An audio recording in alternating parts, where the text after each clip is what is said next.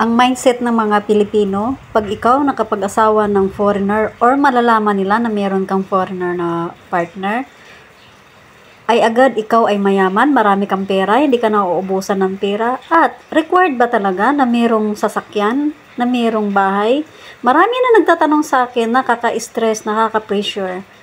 Oh, may afam ka, so binilhan ka na ba ng bahay? Binilhan ka na ba ng sasakyan?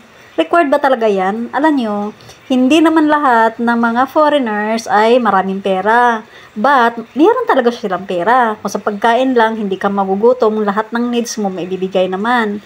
Pero, yung mga material things, ganyan, ay merong mga kumbaga pinaprocess yan no? Merong mga dapat priority, hindi yung mga bagay-bagay. So, kayo dyan, nagsasabi na marami ka ng pera, bakit wala ka pang bahay, bakit wala pang kotse, ganyan-ganyan, mag-antay kayo. No? Kasi hindi naman lahat ng foreigner ay ganyan, at saka hindi mo alam ang totoong kwento. Okay?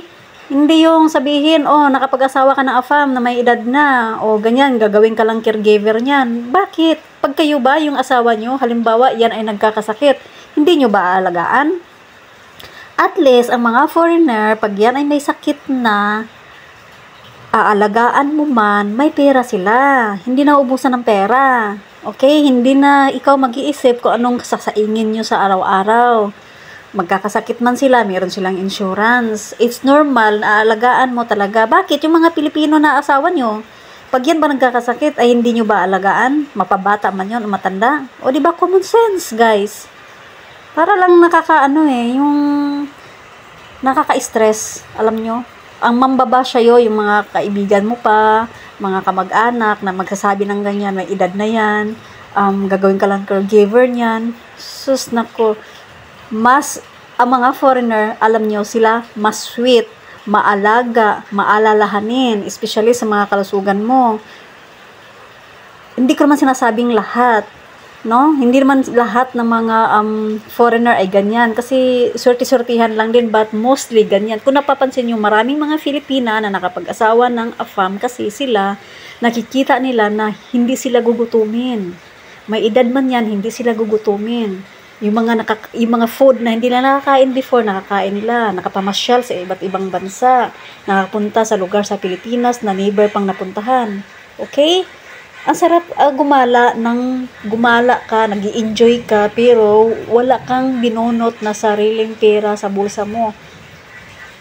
Ganun. Okay, so kayo dyan, maghanap-hanap na rin kayo ng afam nyo, pero wag nyo naman pirahan. Kailangan mahalin nyo rin sila. Kasi yan sila, pag once na minahal mo, mas doble yung ibibigay sa inyo.